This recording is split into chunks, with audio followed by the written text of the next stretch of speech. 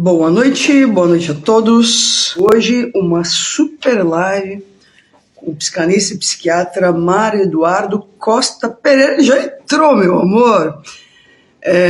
Vou enviar o convite para você, Mário. Mário, vamos lá, enviando o convite para o Mário Eduardo. Mário Eduardo. Eduardo. Mário, convite enviado pelo Instagram. Opa! Mas que lindo que tu tá, Mário! E essa barba charmosa aí, hein? É meu cosplay de Papai Noel. Tô fazendo preparando uma segunda carreira. Mário, então, né, pessoal, hoje uma super live com esse homem que eu amo demais, meu grande amigo Mário Eduardo Costa Pereira. Queria contar uma fofoca aqui pro pessoal da live. Queria te relembrar que há muitos anos atrás, eu tive no teu consultório em São Paulo, você lembra? Uhum. Lembra? Há muitos anos. Há muitos anos, uns 20 anos, se eu não me engano. Inclusive Antes de você ir para a França. Foi antes de eu ir para a França, justamente. Inclusive, quem me acompanhou até o teu consultório foi a Eliane Brum, na ocasião. A gente ficou conversando antes de eu subir. E é interessante porque eu cheguei até você através do Paulo Secarelli. Lembra que você estava como professor na França na ocasião? Sim. Você estava passando pelo Brasil, enfim. Fofoca 1. Foi dali que nasceu a nossa super amizade. Deixa eu só te apresentar rapidamente, Mário. A live de hoje é sobre o artigo maravilhoso do Mário Eduardo, que compõe o livro Psicanálise, Clínica e Cultura, intitulado Introdução à Psicopatologia do Sujeito. O Mário Eduardo é psicanalista, é psiquiatra, diretor do Corpo Freudiano, Escola de Psicanálise de São Paulo, diretor do Laboratório de Psicopatologia, Sujeito e Singularidade da Unicamp e, obviamente, professor da Unicamp. Mário, eu queria retomar uma parte do teu texto em que você vai falar, né, na página 148, e aí eu acho que é importante, né, porque você retoma no início do texto, ao início de patologia, mas ali no primeiro parágrafo, você diz assim: no campo específico da medicina e da psiquiatria, o novo quadro teórico decorrente de nossa proposta ficaria assim reformulado. 2 pontos. Todas as especialidades médicas têm como referência e fundamento a noção de patologia, agora redefinida como estudo dos impasses ou embaraços contingentes, incidindo em um sujeito singular e prejudicando ou impossibilitando sua realização possível no interior do lado social. Vou mais à frente. Prefácio do livro Desafios Atuais das Práticas em Hospitais e nas Instituições de Saúde, em que quase ganhou o prêmio Jabuti, que foi uma grande surpresa na ocasião, e que o Mário Eduardo faz o prefácio. E eu queria ler o primeiro parágrafo do teu prefácio, porque eu cheguei a me emocionar quando eu li esse prefácio. Pessoal, Mário Eduardo, primeiro parágrafo do prefácio. Acorda em sobressalto, no meio da madrugada, está angustiado e triste, sem delimitar ao certo com o quê. Busca no escuro, tateando com a mão direita seu cãozinho, única companhia na cama, no apartamento. Ao constatar que o fiel amigo não está em seu posto de costume, Doroteia é tomada de um sentimento profundo de solidão e de medo.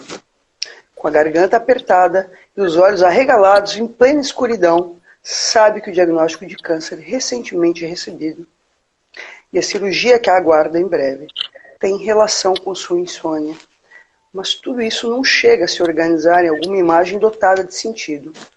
Sofre apenas de uma atmosfera opressiva, de uma inquietação vaga sobre um fundo de ameaça e de incertezas. Não voltaria a adormecer antes do sol nascer.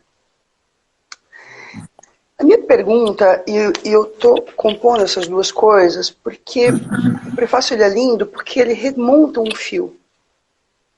O que aparece como sofrimento na Doroteia, que é a insônia, e o que se passa na história dela.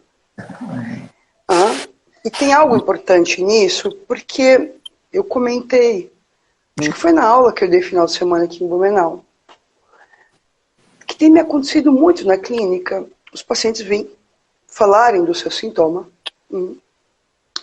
esperando quase que uma resposta, uma solução, e eu digo, bom, me conta um pouco da tua história, e a pergunta que vem é, o que a minha história tem a ver com isso? Queria escutar um pouco sobre isso, Mário, porque no campo da psiquiatria, a gente acompanha várias perspectivas e você propõe algo muito revolucionário, que é justamente incluir o sujeito, ou reincluir o sujeito em uma psicopatologia tomada por uma perspectiva biologizante, né, e que de alguma maneira exclui o sujeito. Bom, com você a palavra, meu amor. Minha querida amiga, que prazer estar aqui com você. Mas tu tá bonitão hoje, hein, Mário? Olha! Vai lá, vai lá. Então, deixa eu te dizer, queria te agradecer muito o convite e te dizer, não só o convite para hoje, mas o convite para participar desse livro tão importante e tão instigante, né, com textos que são, cada um na sua área, muito impactantes. Né? Então, me sinto muito feliz, muito honrado de participar. E o Mário ainda compõe o corpo docente da pós em psicanálise da Clínica Cultura aqui do Hospital Santa Catarina em Blumenau. Sem dúvida. Também. Sem dúvida. Tive recentemente não, porque já dá saudade da última vez que eu tive. Veio com a dela, lembra? Isso, exatamente. Foi o ano passado, né? O ano retrasado. O ano passado. Ano passado, logo que terminou o confinamento. Então, eu queria te agradecer muito a tua pergunta, uma pergunta que permite situar bem meu trabalho, situar bem a proposta, né? E que você toma de uma maneira, você vai direto ao ponto, né? Que é uma pesquisa, né? Uma linha de pesquisa que eu já venho desenvolvendo há 10 anos, né? No laboratório na Unicamp, no LAPS, né? É um laboratório de psicopatologia, sujeito e singularidade. E que justamente propõe isso, né? Uma mudança completa do quadro teórico da psicopatologia. E coincidências não só no campo da psicanálise, né? Coincidências no campo da psiquiatria e no campo de todas as clínicas, né? Porque justamente vai tentar definir o que é o patológico a partir de uma perspectiva do campo do sujeito. Então, esse é o primeiro aspecto. Porque eu achei super legal, até nem me lembrava, francamente não me lembrava mais do começo desse não, é impactante, é emocionante, inclusive. Então agora eu me lembro, né, do contexto que eu escrevi, né, a Doroteia, vou dizer para você, tem uma parte secreta da Doroteia que eu não vou falar. Tem a causa secreta total, não posso contar, mas tem uma causa parcial. Mas eu sei. Eu sei. Eu também só não vou contar. Então, mas a Doroteia não é uma música, é uma canção dos Almôndegas, que era o grupo onde cantava o Cleito Cledir, meus conterrâneos, né? E eles tinham uma verdade, música... o Mário é gaúcho, gente, de Porto Alegre. De Porto Alegre. E eles tinham uma canção que eu gostava muito, que chamava o Estranho Amor, acho que é mais ou menos assim, o Estranho Amor de Olavo e Doroteia, né?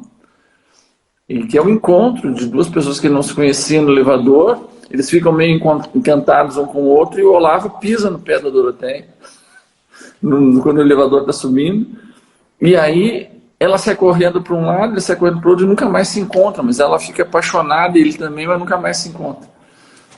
E o que ficou desse amor foi um roxo no pé. Sim, mas é uma história de desencontro, né? Então, é uma história, ou seja, uma história de amor, né? Então, né? Claro. Então, aí a questão é porque lá tem uma dor, né? Tem o pisão. Né? A Doroteia poderia ter pronto-socorro se o pisão fosse forte demais, né?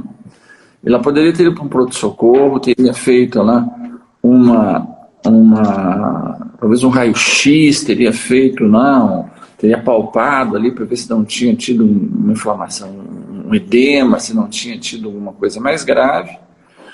Poderia tomar o analgésico apropriado, o anti-inflamatório apropriado, ter feito os exames todos, ter ido o tempo todo, sem que em nenhum momento, nenhum dos clínicos que tivesse atendido a Doroteia tivesse colocado a questão de qual mesmo era, do que sofria mesmo a Doroteia, qual era a patologia da Doroteia.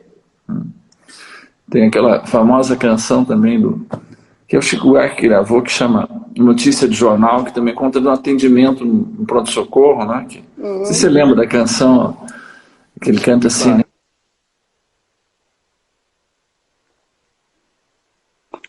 Mário, você travou um pouquinho, meu amor.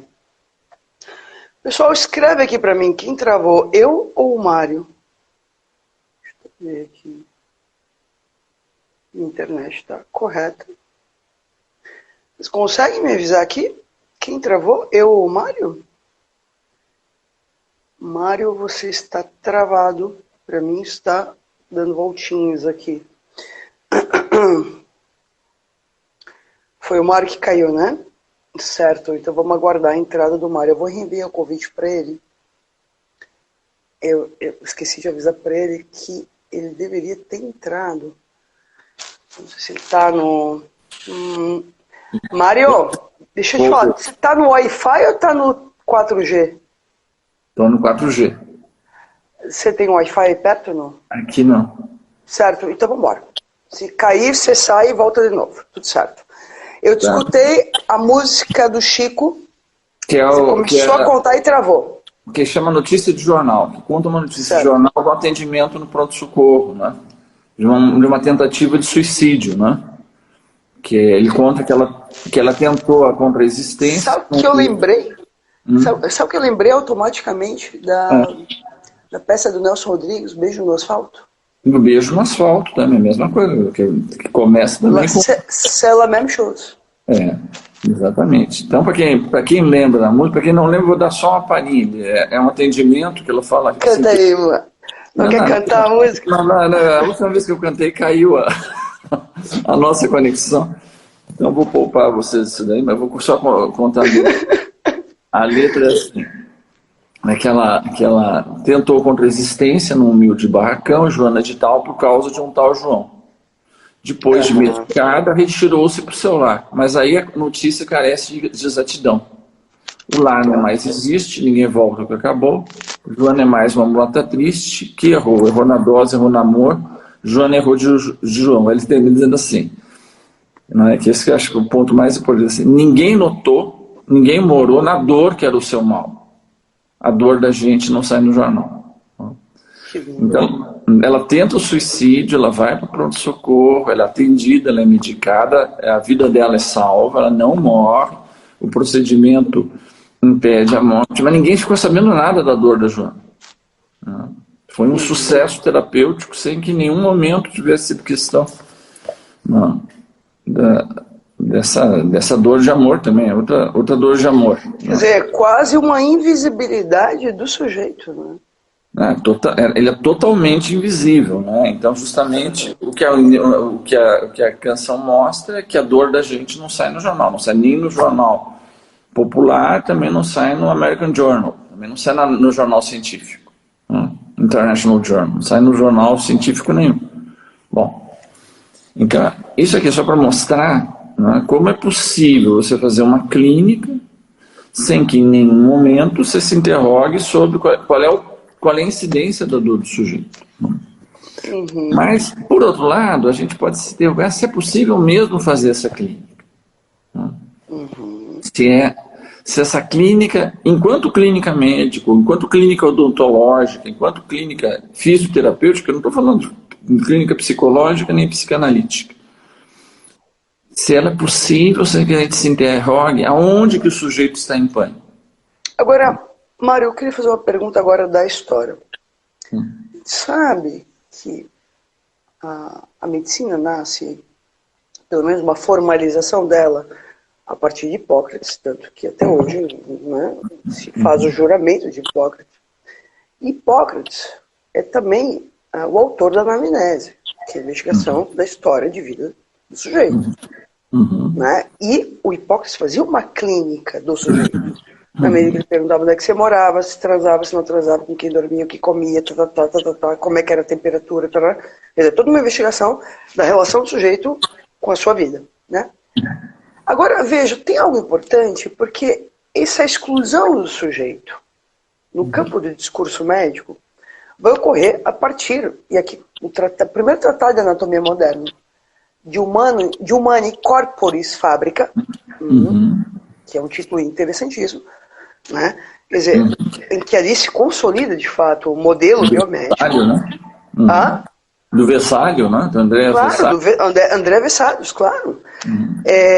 E ali se consolida de fato o modelo biomédico, muito inspirado numa lógica mecanicista. Eu queria discutir um pouco, né? Ao que visa responder o modelo biomédico, e aqui eu queria lembrar da invenção do estetoscópio, que é interessante. O Laennec, quando vai inventar o estetoscópio, é só um adendo para compor com a tua discussão. Quando o René Laennec, vai inventar o estetoscópio, interessante, né? Porque ele queria, até então, sem examinar o corpo, o clínico dependia da narrativa do sujeito sobre o seu corpo, sobre onde doía. Então é interessante porque na invenção do estetoscópio, ele vai examinar uma mulher grávida, pega uma folhinha de papel, cria um cone e vai auscultar essa mulher. E a partir desse momento, como se o clínico pudesse escutar o som do corpo do paciente, prescindindo da narrativa dele sobre sua dor. Eu queria discutir um pouco sobre isso, Mário, porque, de alguma maneira, a tua proposta de uma nova psicopatologia está dentro desse fio da própria história. Discutir um pouco sobre isso. Então, a invenção do estetoscópio, em particular, ela é tem várias histórias sobre a invenção do estetoscópio. E ela é muito importante, né? Porque o estetoscópio não é só um instrumento técnico. Né? Ele embute uma visão sobre o homem, sobre os corpos e sobre a sexualidade. O estetoscópio como é que eu faço para tirar o ouvido do médico do meio dos peitos da paciente. Porque antes você colocava um lencinho, colocava nas costas e nos peitos do paciente. Não é? Então, quando a gente chega numa moral, não é, do século XVIII e XIX, como é que você faz para afastar? Então, toda a história do estetoscópio tem a ver não apenas com a objetividade do som, mas também com o afastamento dos corpos. Né? Claro. É importante tirar o rosto de perto dos seios, tirar o rosto de perto do corpo. Tem que separar isso. Então, isso são questões que estavam muito diferentes assim, da clínica do Hipócrates. Né? Mas a clínica do Hipócrates ela tinha uma outra lógica, que é diferente da clínica da medicina contemporânea, dessa biomedicina que você fala. Para um médico hipocrático, é meio estranho pensar que o centro da medicina é como é hoje. Primeiro você faz o diagnóstico e a partir do diagnóstico você decorre uma ação médica. Que é o que você retoma no teu texto também. É o que eu retomo no texto. Né? Então, pro hipocrático, o que ele tentava diagnosticar é uma desarmonia no paciente. Toda a questão da teoria dos humores é como é que esses humores estavam desarmônicos, como é que você tinha um desequilíbrio entre bile amarela, bile negra, a fleuma e o sangue, né? Então, estando desarmônicos, eles tinham que primeiro identificar a desarmonia na vida do sujeito. E a doença era apenas um resultado da desarmonia. Então, o que ele visava não era a doença, ele visava a desarmonia, e o tratamento não se centrava na doença, se centrava em restabelecer a harmonia. Tanto que o sujeito podia ter uma doença qualquer, e ele ter como prescrição uma dieta, uma modificação do modo de vida, uma modificação, né, como você falou, essa questão do recentramento, de centrar-se de outra maneira. E isso se mantém assim até mais ou menos o século XVII. Por quê? Agora, sabe o que eu lembrei? Da teoria dos miasmas, que foi super famosa na Idade Média. Só que na teoria dos miasmas, o adoecimento era localizado a partir do mau cheiro. Uhum. E a terapêutica também. Né? Eu queria discutir um pouco sobre a entrada da teoria dos miasmas, que me parece que também é importante. Então, é uma ideia, né, que, né, na falta de um outro tipo de teoria, né, é que esses estados de decomposição, de apodrecimento, dos maus ares, poderiam estar na fonte de várias doenças. Certo. Isso já dá uma ideia que você pode fazer procedimentos de saúde pública, né, de como é que você pode afastar o sujeito de regiões pútridas e tudo mais. Mas, em todas elas, o que é importante é pensar aqui, essa visão hipocrática, ela começa na Grécia, ela entra na Europa pela medicina dos latinos, do galênica, e entra pelos árabes, né? Entra pelo Avicena, pelo Averroes, né? E isso domina a medicina europeia durante do século V a.C. até o século XVII, então dá 22 séculos, é isso? Sim, claro. Mais de 2000 anos, essa é a tônica. E ali tem um corte, o corte que o Lacan retoma a partir do Poiré, né, o professor dele, que o Poiré que tinha essa ideia, né, de uma história descontínua, e ele vai ver então que tem uma mudança na cosmovisão, na instalação do homem, com o Galileu nas ciências naturais, e o Lacan vai mostrar esse caráter principal do sujeito, da concepção do sujeito, que nasce lá com Descartes. Uhum. E elas são simultâneas, né? Isso é muito importante. O Lacan vai dizer que esse sujeito, esse novo sujeito, acoplado com essa que ele chama de ciência moderna, que é a ciência do Galileu, vai criar o que ele diz, né, uma fenda epistemossomática. Fenda epistemossomática quer dizer que é uma ruptura, é uma descontinuidade, está bem no pensamento correto, é uma descontinuidade. Tinha um antes e tinha um depois. Isso é muito importante pensar que no próprio pensamento Lacan, então, essa questão da separação entre a clínica, o sujeito e a prática, ela não é algo logicamente necessário, assim, é uma contingência de uma mudança de organização cosmológica e epistemológica que Lacan vai situar como Poiré lá no século XVII, Galileu, ciência moderna para ele, e para o Lacan vai par e passo o sujeito que decorre do código cartesiano, ou seja, esse sujeito moderno, que ele se vê como transparente ele mesmo, racional, ele uma espécie de testemunha privilegiada e fonte dos seus próprios pensamentos. Mas que também é constituído pela própria lógica do discurso do capitalista, né? Bom, mas nós estamos lá, nós somos pré-capitalistas, nós estamos lá no Descartes. Sim, mas ali começa né, justamente essa possibilidade. Né, nós estamos na entrada ali, dando mercantilismo, estamos lá nas grandes descobertas. Claro, mas é ali que vai surgir essa ideia de que o sujeito, de alguma maneira, é senhor da sua própria história. O Estado moderno vai começar a se montar ali. Né? Isso. Agora, o que é interessante, assim, é porque o Lacan destaca, como o Poiré, que essa ciência moderna do Galileu não basta descrever o fato natural, mas é preciso matematizar. E com essa ideia da matematização, essa concepção de matematização do mundo, né, ela vai junto com essa teoria mais, que vai estar um pouco no Hegel, vai estar um pouco também no Spinoza, mas que está claramente no Descartes, essa ideia de que o mundo é uma espécie de uma grande máquina, não um relógio. O Descartes, ele fala dessa metáfora do relógio, ele fala do homem, né? O homem é uma máquina animada por um espírito pensante, a maneira de descrever. Tu lembra que nessa época se cria na Europa uma série de autômatos visando representar essa ideia do homem-máquina. Então, nessa concepção, a matematização da ciência, ela é concebida assim, bom, se o universo, no fundo, é um grande relógio, uma grande máquina, ela tem um determinismo completo, só que a nossa inteligência não alcança isso. Nós não temos a perspectiva de Deus da grande máquina.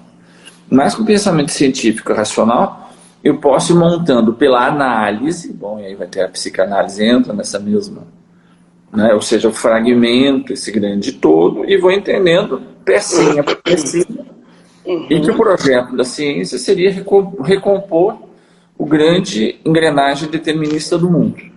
E a matemática seria, então, um instrumento racional para isso. Então, essa é uma maneira tanto de ver a ciência quanto de ver a matemática. E que os cientistas matemáticos podem discordar totalmente, e discordam. Agora, nesse sentido, é curioso, né? Porque se introduz uma certa lógica da exatidão, né? Da exatidão, né? Como se a matemática fosse a lógica do relógio, e como se a ciência fosse a lógica, fosse também o conhecimento das peças, das engrenagens. Bom, claro. Mas isso é uma maneira de ver as coisas. Se a gente pensa, a matemática, um dos polos principais da matemática que nós conhecemos hoje é a matemática pitagórica, né? O teorema de Pitágoras, tudo mais. Bom, os pitagóricos, eles usavam a matemática não para descobrir a grande engrenagem do mundo, mas uma forma para explicitar o mistério do mundo. Os grandes mistérios do mundo. Você pega, por exemplo, o número π. Todo mundo. O π é a relação entre a periferia do círculo e o seu diâmetro. E aí vai dar um número, que é um número irracional. É 3,14, como é que é? 3,1213. Então tem matemáticos que já calcularam assim, mais de 1 bilhão de tantas casas depois da vírgula, que não conseguem chegar ao final do número π. Então a gente não consegue entender a razão que tem entre a periferia do círculo e o seu diâmetro. Ou seja, então, a matemática que estava sendo acusada de eliminar, de buscar compreender com a razão o mistério do mundo, ela é que mostra o mistério do mundo. É o que o Gödel, o Lacan vai tomar no Gödel, nos teorias da incompletude, a impossibilidade de você fazer um axioma que inclua a fonte do axioma. Então, tem um limite intrínseco à razão matemática, que a própria matemática exprime, ela coloca ali, sem poder resolver. Então, você pode ler o Galileu de uma maneira completamente diferente dessa. Quer dizer, que fica da ordem de um impasse. Não, fica na ordem, fica na ordem. Não, do irresolúvel.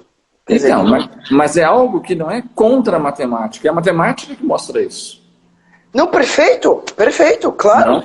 Então, você pode pensar o contrário, que muitos dizem que o Galileu foi com a física moderna, o que queria transformar um grande relógio do mundo. Usando a matemática, ele mostra que o mundo tem dimensões que são irracionais. Você pode, na matemática, você trabalha com números irracionais. Ora, Mário, você traz um ponto importante, né? Muitos. Eu acho que esse fio da história é bonito, assim, né? Porque o que a gente está fazendo é retomar um certo fio da história. Mas Freud, com a sua teoria, e aí quero retomar a passagem do teu texto, que você diz isso, que está na página... Vou lá, 150. Último parágrafo, que diz assim: com Freud e a psicanálise, uma forte ruptura se introduz nessa forma hegemônica de se conceber a subjetividade. E que eu estou pensando nessa cena que se narra da invenção do estetoscópio, do médico com a cara nos peitos da paciente. E é interessante, porque o estetoscópio visa criar essa distância, né? E é interessante porque o efeito da teoria freudiana, quando ele vai falar não só da sexualidade, mas fundamentalmente da sexualidade infantil, recolocando na cena tudo aquilo que de alguma maneira foi excluído dela. Então segue ali. Doravante, tanto a constituição simbólica do sujeito humano, a partir de sua alienação no campo do outro, quanto a luta interna do sujeito consigo mesmo, no esforço de recalcar a emergência de elementos psíquicos insuportáveis, passam a permitir que se conceba o ato e o pensamento sob novas perspectivas, que é o que você está falando da matemática. Recolocando de alguma maneira, quer dizer, não é bem assim a história. Para Freud, por exemplo, em um ato falho, em um sonho ou em um sintoma neurótico, a função de agenciamento, que é a representação mental, de agenciamento da subjetividade, de ação se expressava com muito mais verdade do que a representação mental que o sujeito tinha de si mesmo. A psicanálise introduz na cultura contemporânea a ideia de que um sujeito inconsciente seria a condição mais fundamental do homem, tendo como seu motor fundamental o desejo. Mário, tudo bem aí? Lacan retoma esse debate. Eu tive que ligar aqui o fio, que senão ia acabar. Eu te falei, né? Liga o carregador. Segundo seus próprios... Lacan retoma esse debate segundo seus próprios termos.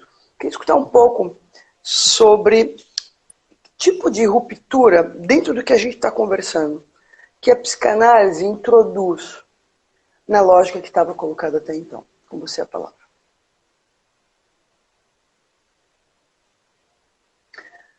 Mário. O Mário travou de novo, gente. Tá me ouvindo? Voltou. Tá, não vai lá, Mário. Então, uma das coisas que acontece no Descartes, né, no código cartesiano, é que a busca do Descartes é pela certeza. Essa vai ser a mudança que ele vai dizer. Do que eu tenho certeza? Como é que eu faço uma tábula rasa de todas as ideias que foram adquiridas ao longo da história, sem serem demonstradas? Eu quero começar uma filosofia com um ponto de base, com um apoio fixo de algo que seja indubitável.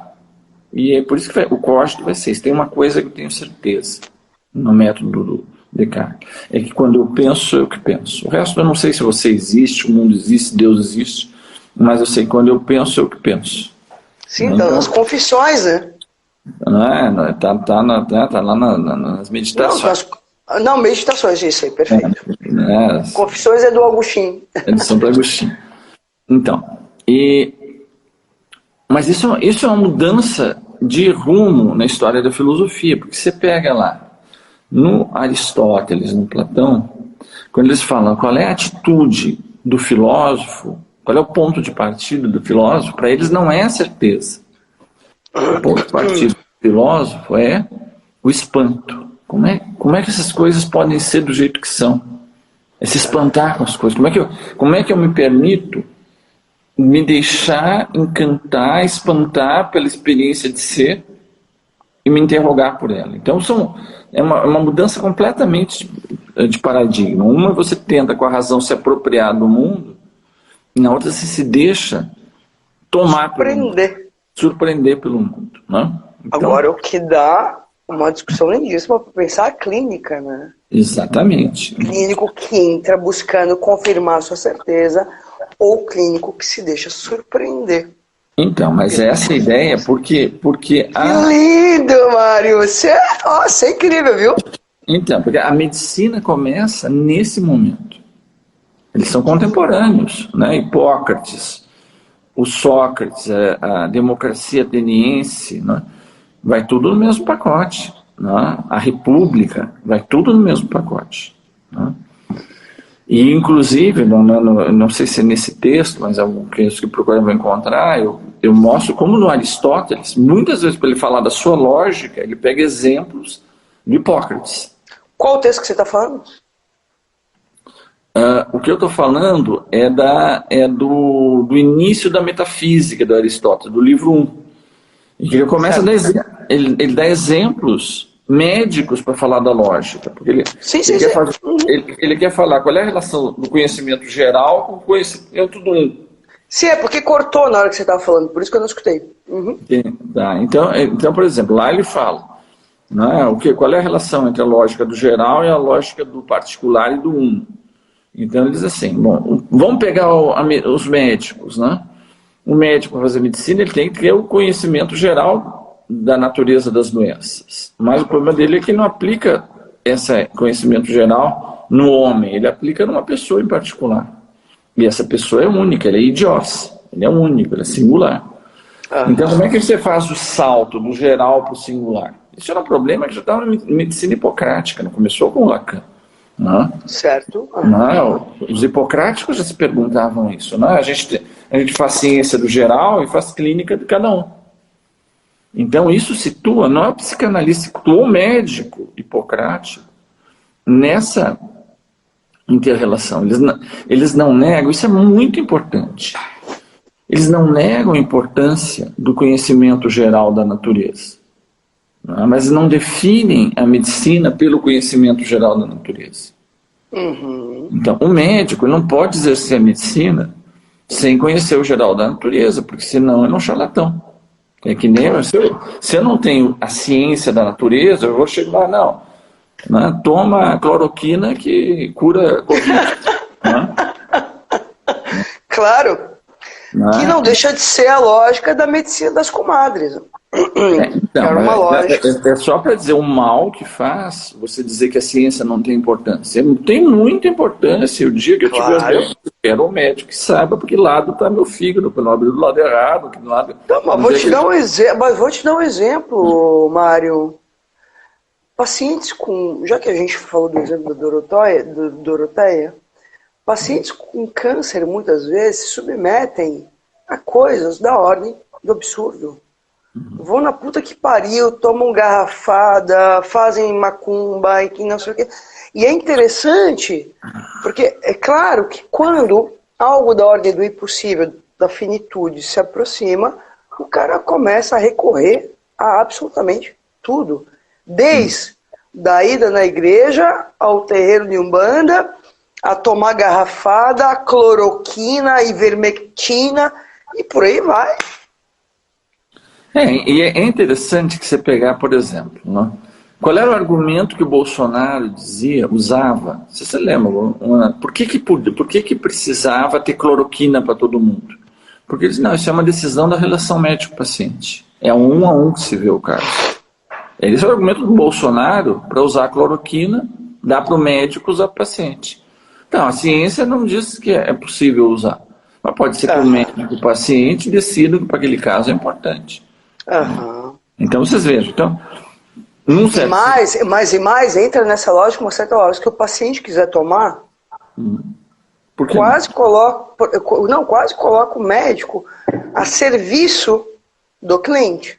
Se ele quer tomar, o médico tem que prescrever.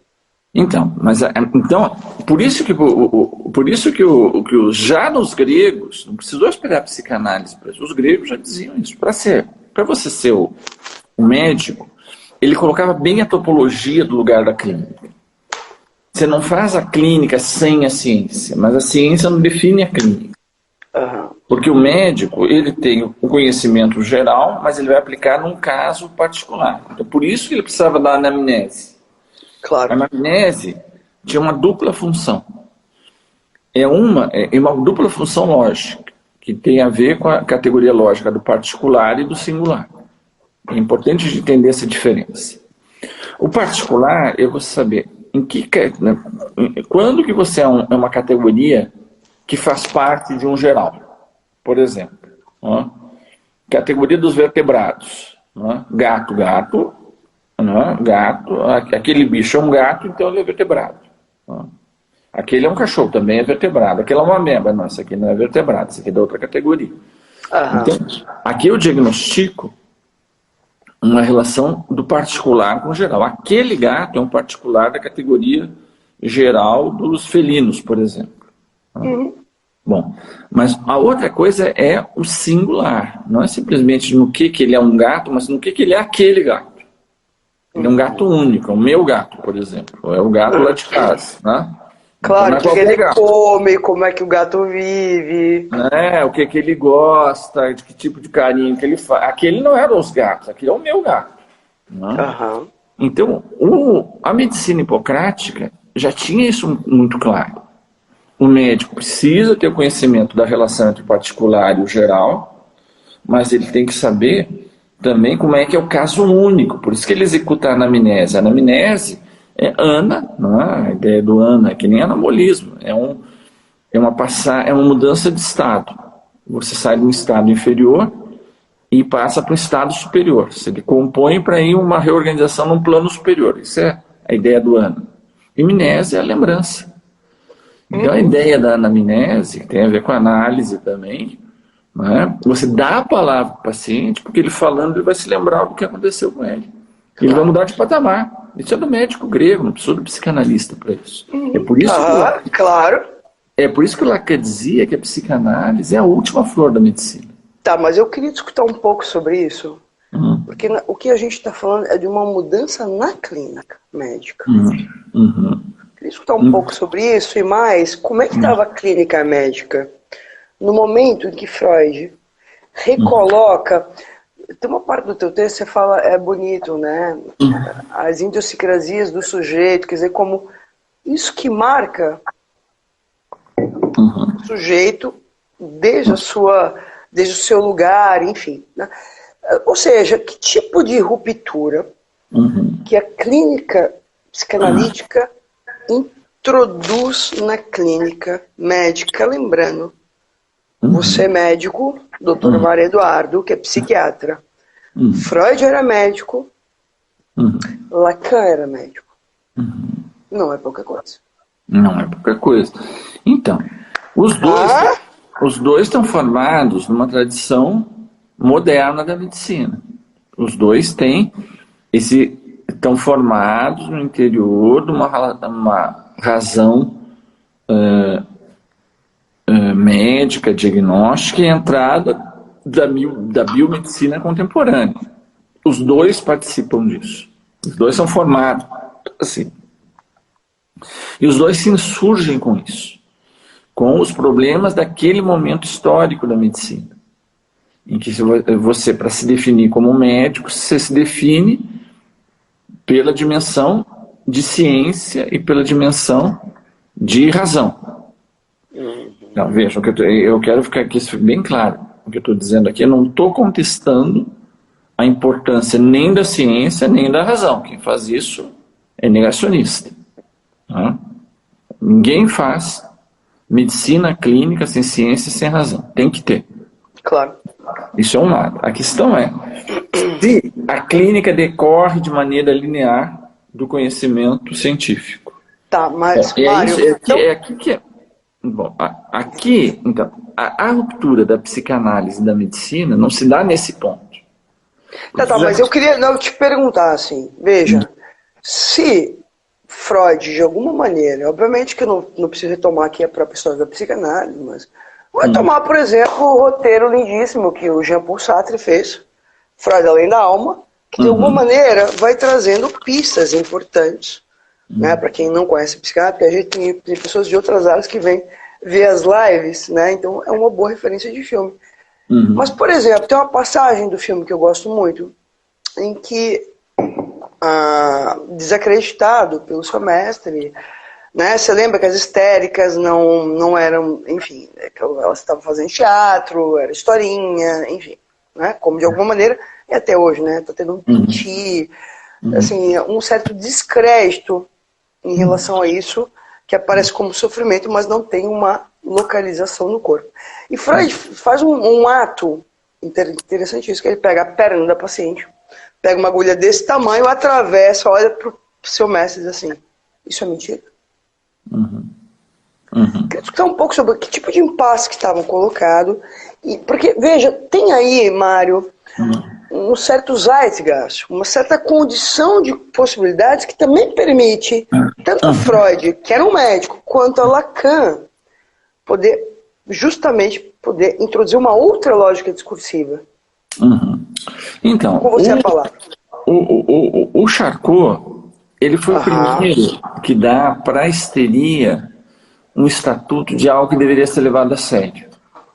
Porque o Freud, no contexto alemão, você evocou lá o roteiro do Sartre, tem o filme lá do John Huston em cima do texto do Sartre, né? Que depois modifica e tudo mais, ele briga com o Sartre, dá um jeito do roteiro. O filme começa, a primeira cena é essa. Não sei se você lembra. Tem a cena lá do globo girando, das 3 feridas narcisistas da humanidade, e em seguida a primeira cena teatral do filme é o Freud na enfermaria de psiquiatria do professor de psiquiatria dele, o Meinert. O Meinert. E ele tomando uma bronca do professor. Essa é a primeira cena. Vamos conferir lá o filme para vocês verem. E por que o Meinert dá uma bronca no Freud? Porque ele havia internado num dos leitos da enfermaria uma paciente histérica. E ele diz assim, isso aqui é um leito médico, isso aqui é uma coisa muito séria, não é para você colocar esses fingidores aqui em cima, aqui no nosso leito. Então ele é aluno dele, toma uma bronca na frente de todo mundo e fica muito mal com o Meinert. Por quê? Porque no lado alemão era essa a ideia. Você não leva nem a sério. Agora, vou lá, Mário. Durante anos... Vai, conclui, vai, depois eu entro. Como é que era no vai, meu amor, vai. Então, isso era no lado de lá do Reno. No lado de cá do Reno, o Charcot estava dizendo, não, a gente tem que levar a sério isso como entidade clínica.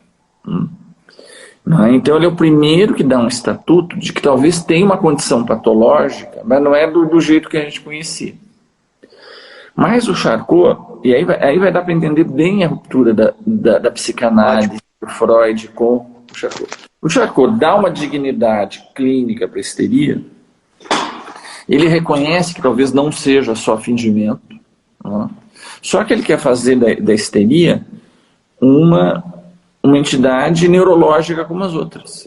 Essa é uma das grandes frases do Charcot, dizia, é uma doença como as outras, uma maladie como les autres. Então tenta mostrar a especificidade clínica da histeria e aquilo tinha uma base neuropatológica hereditária. Essa é a teoria do Charcot. O Freud, ele vai fazer o que ele vai falar, é o termo que ele vai utilizar, isso é meio revolucionário, o tempo de uma neuropsicose de defesa, que era uma coisa que não funcionava na lógica médica daquele tempo. Porque para você descrever um fenômeno médico, você tinha que descrever o substrato neuropatológico, o neurobiológico.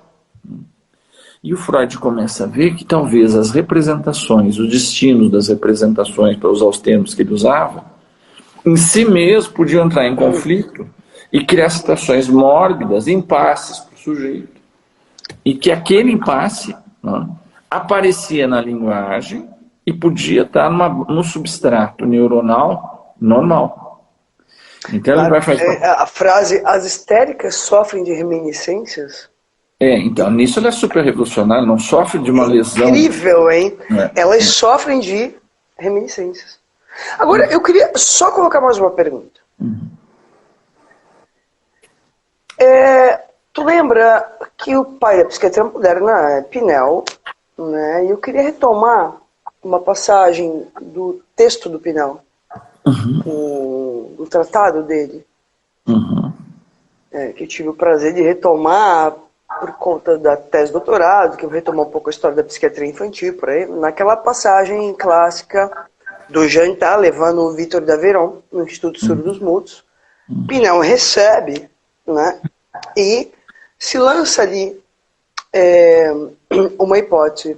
Bom, ele foi abandonado porque era retardado ou ele se tornou retardado porque foi abandonado? Por que eu estou retomando isso? Porque no tratado do Pinel ele traz o caso de crianças que geralmente eram capturadas pelo circo, como Pinóquio. Lembra da história do Pinóquio? Ele traz uma criança que vivia como uma ovelha, se eu não me engano, e que quando é internada dentro da instituição para ser estudada, ela morre. É o caso de muitas crianças. E por isso está um pouco sobre isso, que pé que andavam as teorias da psiquiatria, nesse sentido, porque ele coloca uma hipótese ali no tratado dele, genética. enfim, ele traz isso. Existe uma pergunta ali, né, em relação... Eu queria escutar um pouco que pé que... Assim, só para conversar as duas coisas, tá? Uhum. Que pé que andava a psiquiatria na época do Freud, que pé que andava a psiquiatria na época do Lacan. Acho que isso é importante. Então, a questão genética não tinha esse nome ainda, né? A própria ideia de gene, ela já é do começo do século XX. O Freud falava de hereditariedade. E a teoria que ele usava de hereditariedade era a teoria que todo mundo usava, da degenerescência. Se a gente pega aqueles primeiros casos clínicos do Freud, você vê, olha, ela vinha, né, de uma linhagem que tinha muitos degenerados. O Freud usa isso várias vezes porque ele fazia essa anamnese que ele tinha aprendido como qualquer estudante de medicina da época dele. Você faz o levantamento, né, vale a pena estudar a teoria da degenerescência, né? Ela tem várias nuances, né? Primeiro tem uma vertente mais do Morel, né? Uma coisa quase... Mas inclusive que vai inspirar depois o nazismo, mais para frente, né? Sem dúvida. Teoria da raça degenerada, né? Exatamente. Nós, né? Os mestiços fazem parte dos degenerados. Né? Quando, no começo do século, quando o Rodrigues Alves ele vai criar lá a Liga de Higiene Mental, né? Claro, 32, né? Não, é antes ainda. 23 ou 32? Quando ele cria lá, né? Ele convida o Juliano Moreira, claro, em janeiro, que era um negro, né? Para aplicar a política que se usava, é o branqueamento da raça brasileira. Isso é uma política de saúde pública. Claro. Evitar a degeneração pelo branqueamento da raça, né? Uma purificação da raça brasileira. O Jurandir Freire Costa vai discutir bem isso no História da Psiquiatria no Brasil. Claro.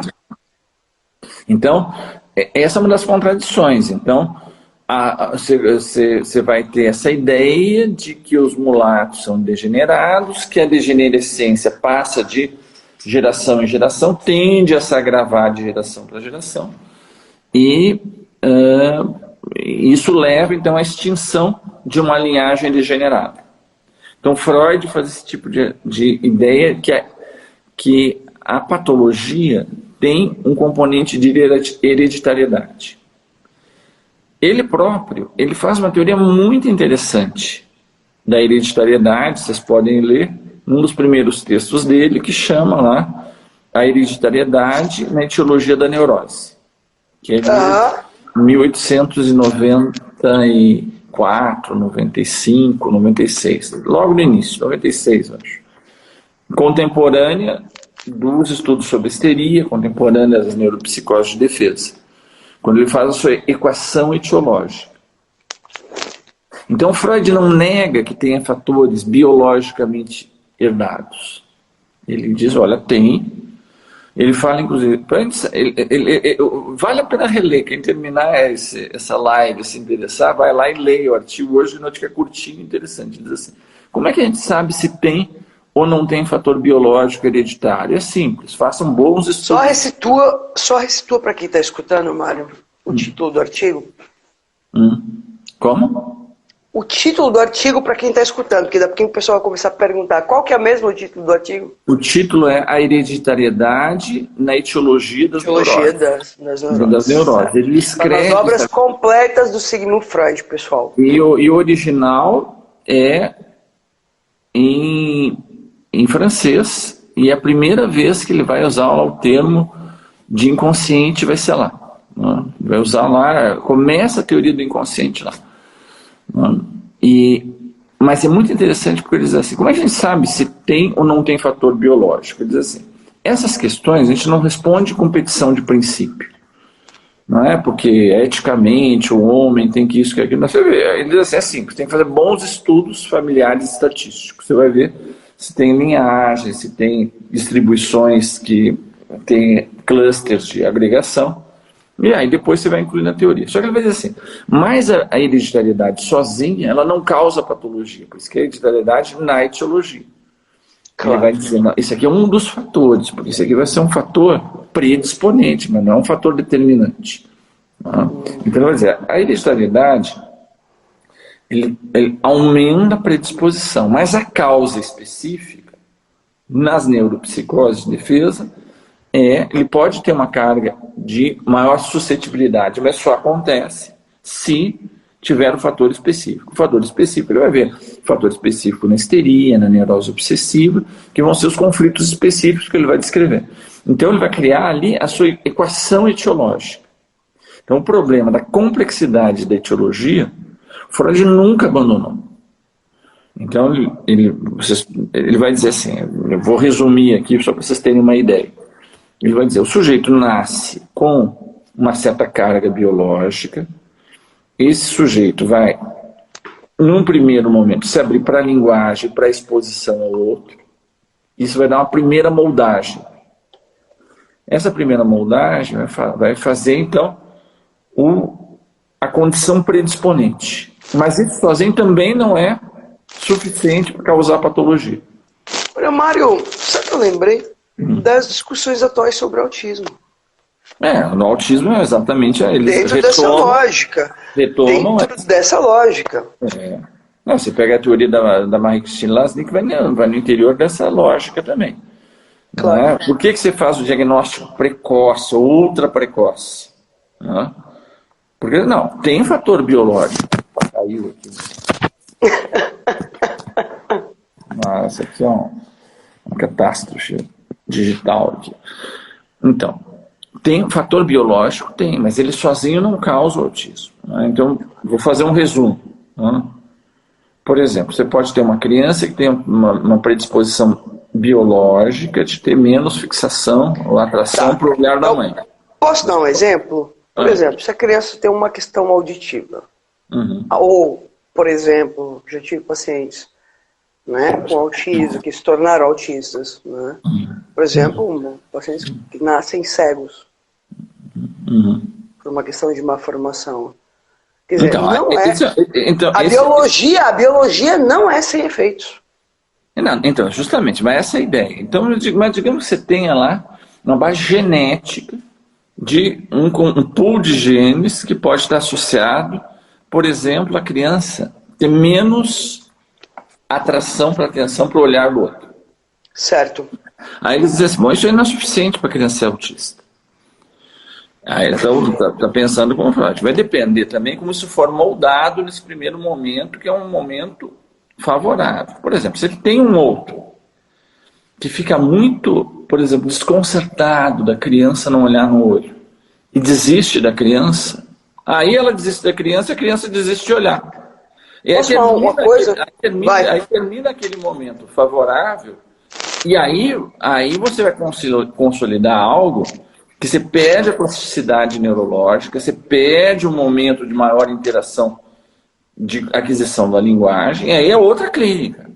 Então, você faz o diagnóstico precoce para instituir um tratamento de orientação psicanalítica precoce para que aquilo não se consolide. O Serge Lebovici vai trazer algo importantíssimo. Quando uma criança, seja por conta de uma síndrome, seja por conta de uma má formação, ou por uma questão qualquer, responde pouco ao outro, o livro se escreve nesses termos. O outro vai desistindo da criança, assim como a criança no Spitz vai desistindo do outro. O que não deixa de ser o que a gente fala da Doroteia, que isso que é da ordem, que fica na ordem do desencontro.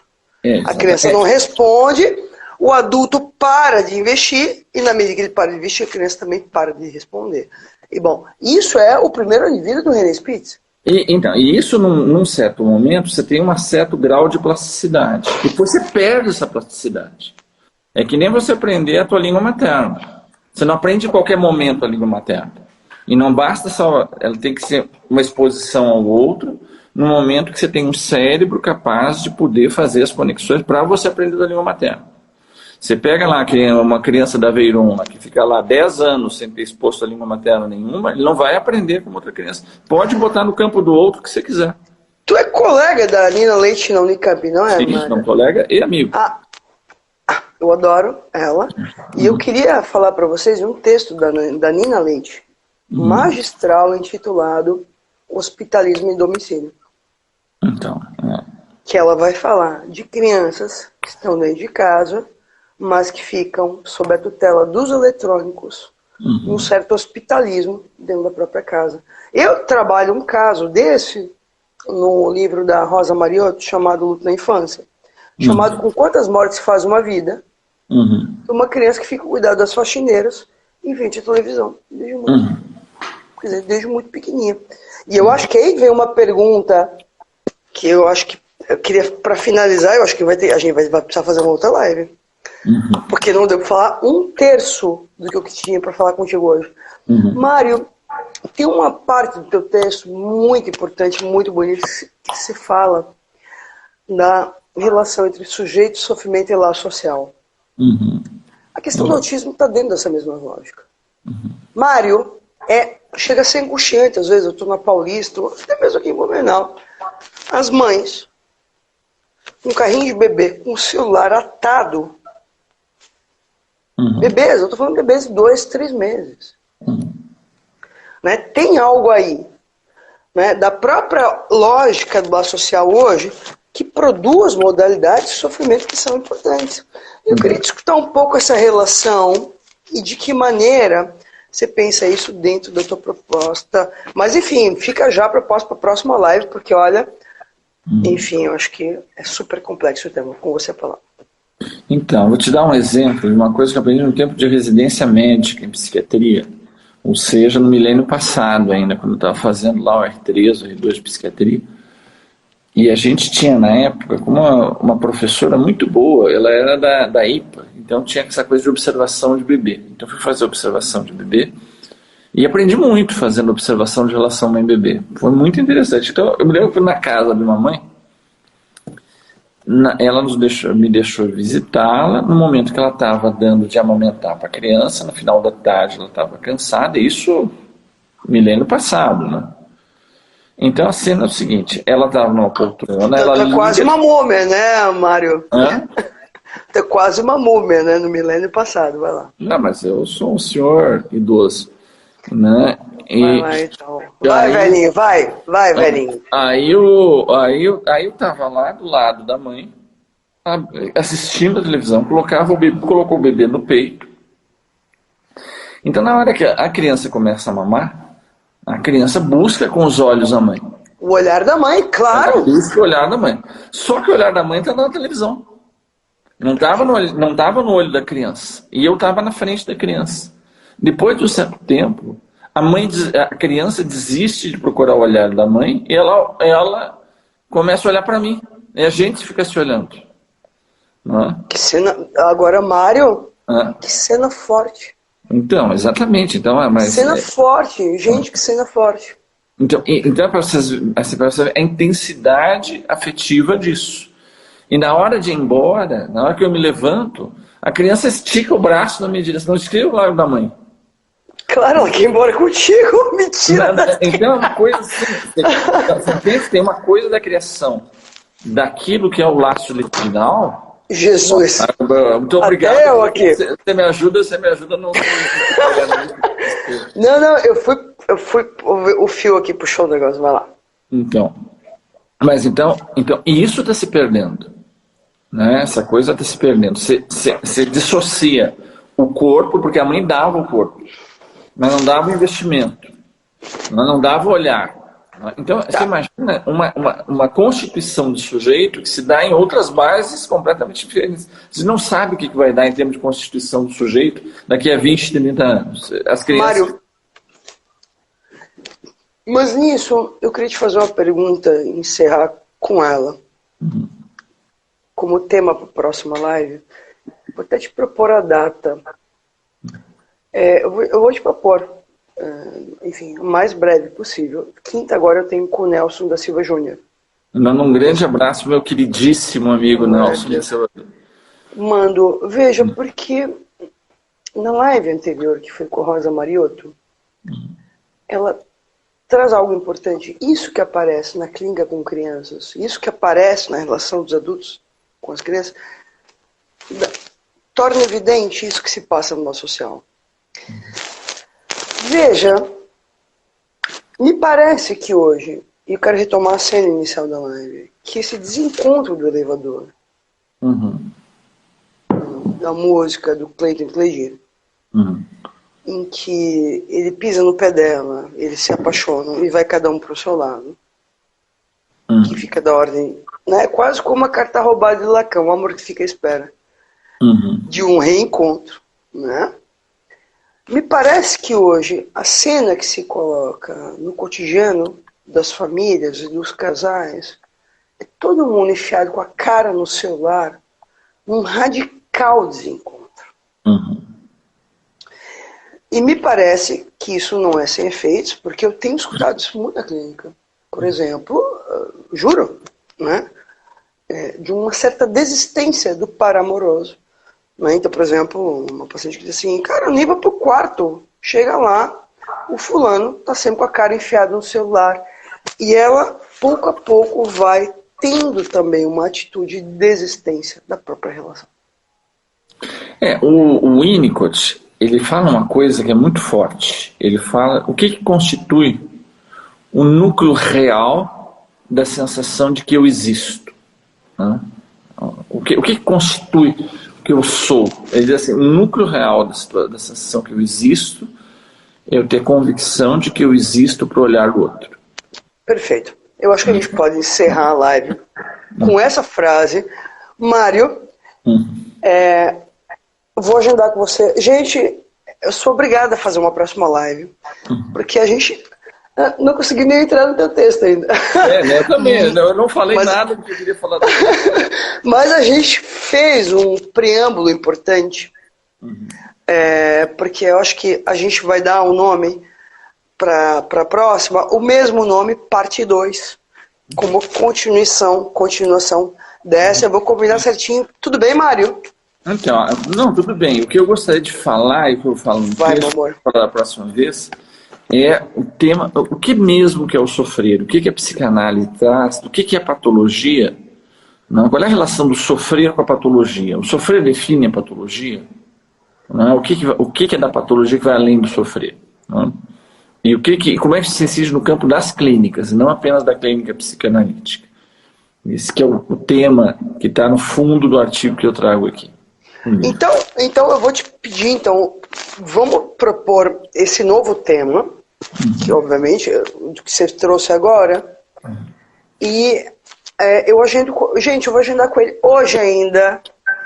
Mário, você é adorável, eu ficaria 20 horas com você aqui. Eu que agradeço o convite, agradeço a presença de vocês. Vai ficar para outra vez, mas eu deixei aqui do lado uns 10 livros que eu queria mostrar para vocês que pode ajudar nessa questão, mas eu só mostro na próxima vez. Na próxima vez. Eu vou tentar, inclusive, reagendar com algum colega e te colocar o mais breve possível para a gente não perder o fio, que eu acho que é importante. Meu amor, eu te amo muito, muito, muito, muito. Agradeço a todos pela presença. Que live, Mário. Foi uma aula em tanto. Obrigado pelo convite. Foi muito gostoso conversar com você e com vocês todos aqui. Com certeza. Beijo. Beijo. Até mais.